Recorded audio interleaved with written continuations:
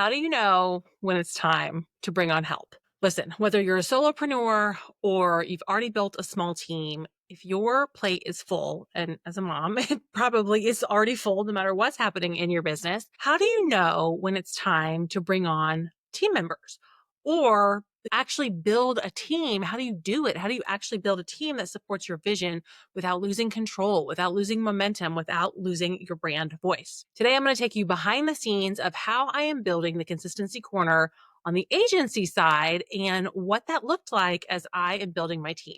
Now, first, I want to take you back a couple of years ago, 3.5 years ago, to when I left my corporate job.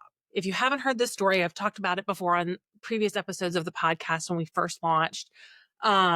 But I had to leave my corporate job because my son was in kindergarten at the time, needed more support than I could give working a demanding corporate job. And after sending in my resignation, what I realized is that I had never been able to find that perfect job with work-life balance because I was meant to create it. And I was meant to create it not only for myself, but for other moms. And so it's always been a goal to build an agency. And I could be a freelancer. I could just, I've done that and I do that a little bit on the side. But the goal was always to build the consistency corner into an agency and have a team of amazing women doing work they love in their zone of genius, supporting our clients so they can do work they love in their zone of genius, but for all of us to have more flexibility to take care of both our families and to take care of ourselves. So how did I know it was time? Well, the very first thing that happened that made me think like, okay, this is time is my inbox is out of control.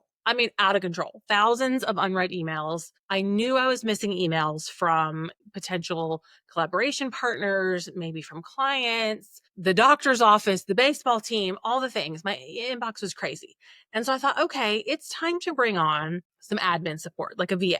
And then as I was starting to think about what I wanted in a VA, I was also thinking about this podcast and getting support in podcast production. Because honestly, producing a podcast every week, it's about a 4-hour commitment per episode. And I knew that that was something I could potentially outsource. But then at the same time, while I was considering bringing on team members, I signed some new clients and realized, oh my gosh, I need some support with client work. I need another content creator on my team, and knew that a podcast production person, an admin support person, and a content creator, if I was going to find somebody who could do all of those things, that was probably a magical unicorn. And hey, magical unicorns exist, but they're really hard to find. So I realized, what if instead I look for all three? And so when I started the interview process, I let the candidates know, and even in the application process, I let the candidates know the types of tasks that I was looking to outsource. And I asked them, which of these things are you interested in doing? Which of these things do you have experience doing? Which of these things do you want to learn? Maybe you don't have experience, but you want to learn. And we kind of went from there in working to fit the right people into the right roles. And I knew in thinking about cost versus time that a less experienced virtual assistant was probably going to need more training. And was I okay with that? And I realized in both looking at both the budget and my hours that there was a collaboration that needed to happen across hiring expertise and experience versus hiring potential, but knowing that I would have to spend a little bit more time training. So how do you find the right people? Well, here's what I did. First, I went to 2 women who run training programs for virtual assistants. The first one is Sarah Wiles, who runs the Start and Grow company or Start and Grow Co. And I reached out to her and said, hey, do you do matchmaking? And they do. They have an application process. And then they matched me with 5 candidates that had gone through their application process or their course. I also went to Michaela Quinn, who runs a course to teach people how to be freelancers and virtual assistants. And she does like a job board. So you fill out a form and then they post it on their job board, and then the candidates, potential candidates can contact you. So I had 5 candidates from Sarah's team. I had dozens of candidates reaching out to me from Michaela's team. And I realized like, whoa, this could get really overwhelming really fast. So the next thing I did is I actually created an application, and it was a Google form. And I used ChatGPT to help me write the questions. And I worked with ChatGPT on what am I looking for in my team members. And here's the super secret behind the scenes tip that I am so glad I implemented. I'm really into human design and the Enneagram and personality typing and things like that. So I told ChatGPT, I'm an Enneagram 3-wing 2. I am a 6-2 sacral generator in the human design. Looking at the types of tasks that I need to outsource, let's think about the human design profiles and Enneagrams that would be complementary to me. And so we put on the application an Enneagram question and a human design question. Now, those are not the only thing I looked at. Obviously, that was one piece of the puzzle. So we had the application. We asked about tasks. We asked about experience. We asked about values because I want somebody who, really resonates with our values at the Consistency Corner of serving moms. We asked about experience. We asked about personality and human design. And from there, I took those applications and I again gave them to ChatGPT. And I said, help me look through these candidates and determine who I should actually offer interviews to. Now, I probably had 25 to 30 applicants. And the next thing I used AI for, which was really helpful, after every single interview, I took the transcript from our interview and I dropped it into that thread with ChatGPT. And I said, okay, here's my gut feeling on this candidate. Can you look through the transcript and see what you're thinking or what you can gather from what she talked about? What would her best fit be in terms of the tasks we're looking to hire for? Does she have growth potential?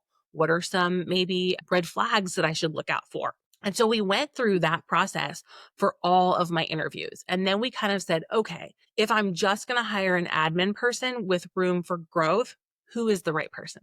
If I'm going to hire an admin person and a content creator, who are the right people? And then from the podcast process, we had an interesting kind of turn of events while I was interviewing. I was also interviewing podcast agencies because I 100% believe in outsourcing to experts in certain areas of your business. I'll be totally transparent that is my next hire is a podcast agency. But I've been doing the podcast production myself for 200 plus episodes. I know we've relaunched this version of the podcast, but I've done a lot of podcast production. So I realized I can do it. I have a really well documented SOP and process, and I can teach somebody else to do it.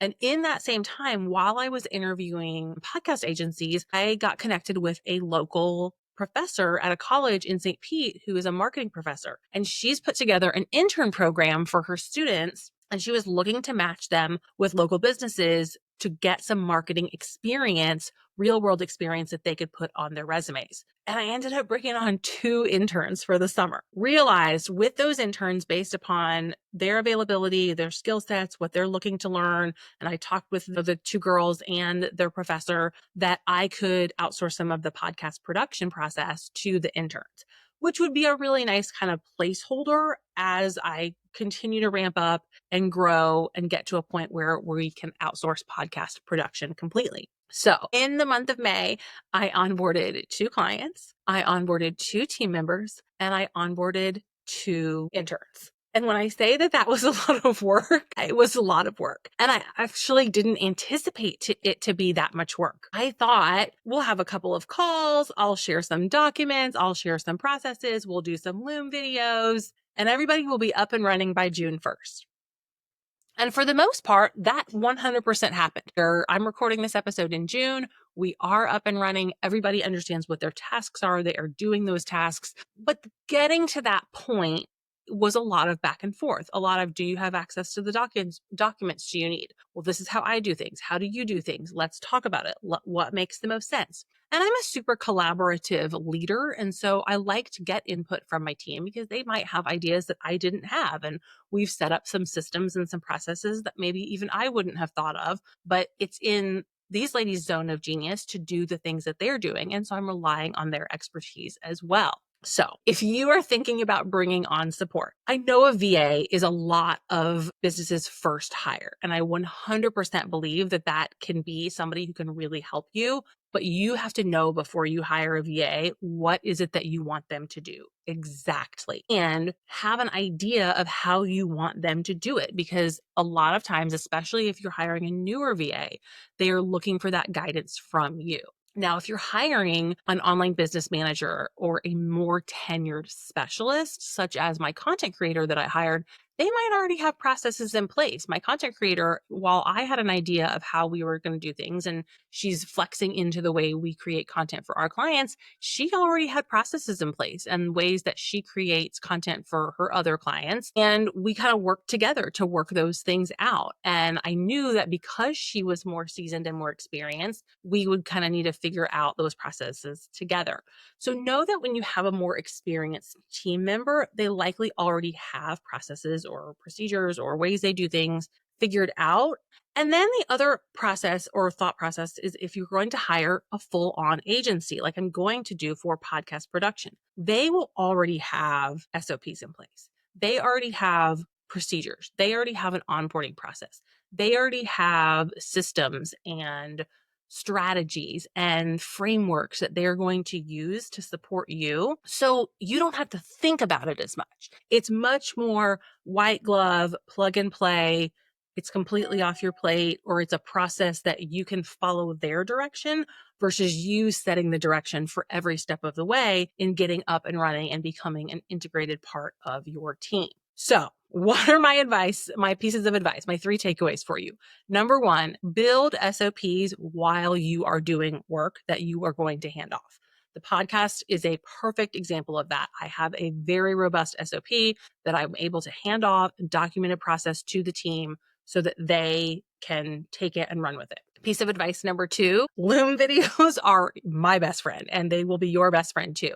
So doing Loom videos to kind of share your screen, walk through the process, walk through what you're doing. You don't know that you know so much. And so when you bring on team members, particularly if you are bringing on a VA or an intern, maybe, you've got to share all of that knowledge that's in your brain because your team member can't read your mind. And then my third piece of advice is really know your own strengths and your weaknesses and look to bring in team members that complement those.